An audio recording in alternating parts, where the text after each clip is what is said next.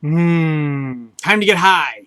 Hey, so our next step today is on the knife sheath making is we're going to do the glue up, or at least phase one of the glue up, and before we move on to the next part, which in would be stitching.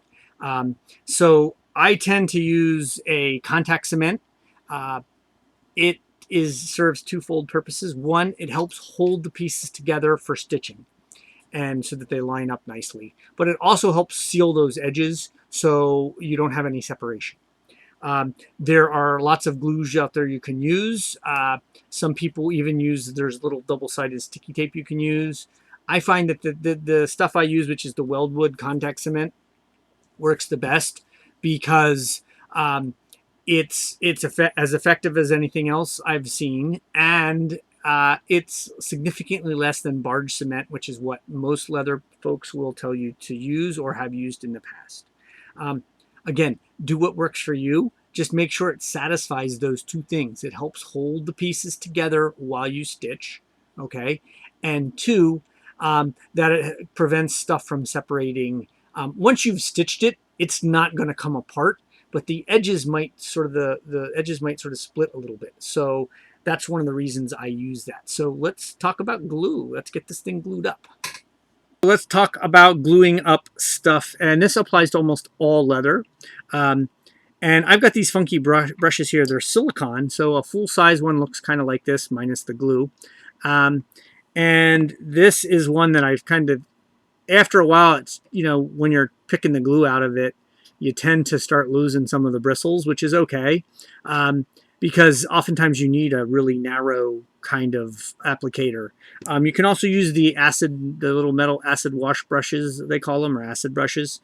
These work as well. The threads tend to come off a little bit on these, and of course, once you use them, it gets gummed up and it's gone. So I like these because I can really reuse these. And yes, this is a baking mat, a silicone baking mat.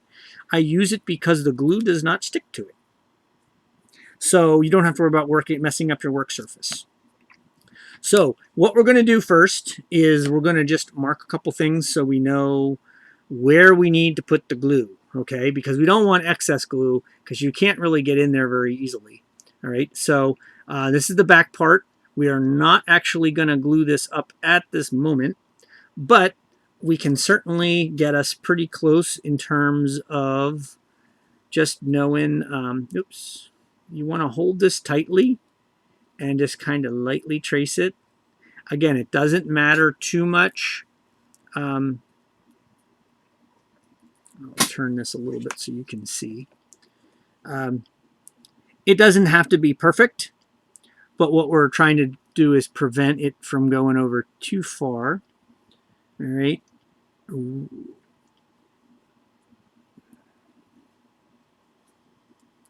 Okay, and you're just going to trace that line. So now we know that we only want to apply glue outside of those lines towards the edge. And we can do the same thing on this one, our cover, or the front part. We just position that on there as it should go.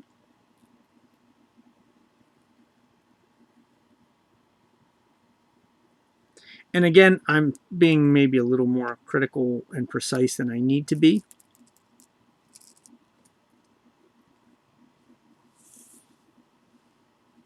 Because I can tell you that oftentimes applying it isn't all that either. And I've actually seen people use the little plastic silicone baking shields as like a glue shield as they go along. I'm just going to freehand it. This is pretty goopy at this point. It gets pretty runny. I am only going to apply the leather, the glue to the front.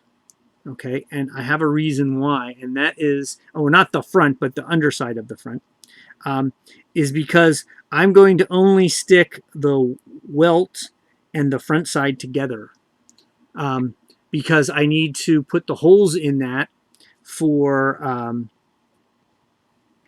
and yeah, sometimes you go over, it's okay, it's not going to hurt anything. It's just stuff that you'll have to try to maybe clean off then. The neater you can be with this, the better. It's important that you go to the edge. You don't really want to go too much. You don't want to actually go over the edge to the sides, because that kind of gets in the way when it comes to cleanup. And now I need to be conscious of which side I need to glue.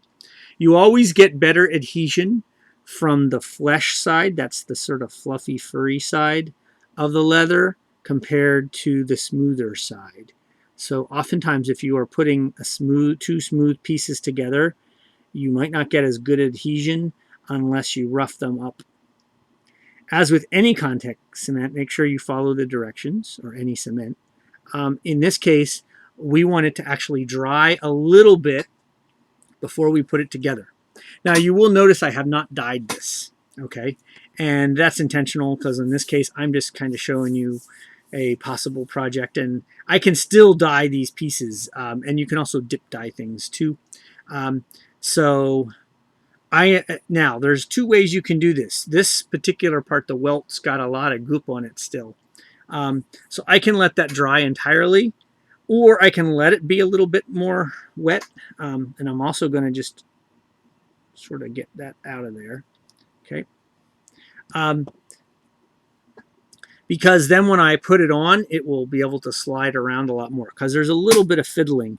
What I try to do is create a reference point so that when I stick these together, I know that I need to have that part up against that part. All right. And then you're going to try to keep the pieces up in the air. This is why it's helpful to have that line on there, because you can kind of just see if it's lining up or not.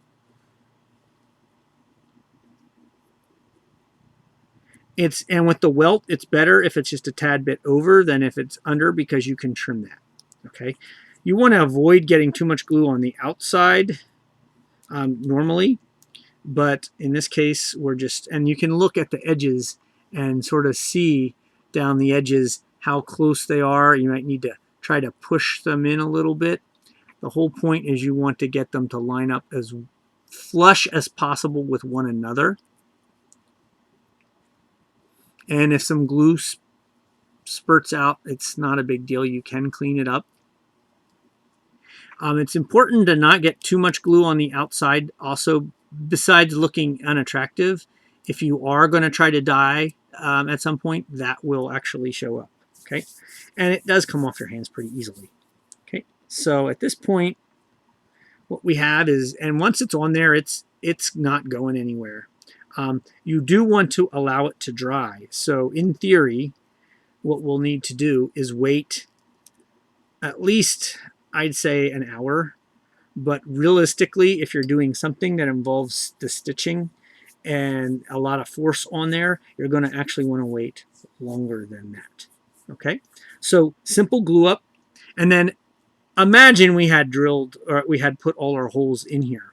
The next part I would do is I would actually apply glue here and here, and then I use a couple needles and I actually push them through just to get it lined up. But then we would apply the glue to that surface and that surface to bring the whole thing together. If you're going to do something like, say, stitch it on a machine, use a drill press to make your holes, or some other way, you could assemble the whole thing now. Okay, I am going to sort of show you the more tedious way. Even though with some of my new stitching chisels that I have, I'm pretty sure that they would go all the way through. Okay. But I'm going to do the more technically challenging way, just so that you know how to do that. Because it's pretty simple to know that, okay, I glue this all together and then punch it. Okay. So that's all there is to the gluing. And this does come off your hands. And again, just let it sit. Do understand that this glue is pretty smelly. So you do want to be prepared for that. Maybe have proper ventilation and all that other good stuff. And there is a more eco-friendly version of weldwood that costs a little bit more. I haven't actually tried that to see if it works. A can of the weldwood stuff is probably like $14. The barge cement is going to cost you twice that much.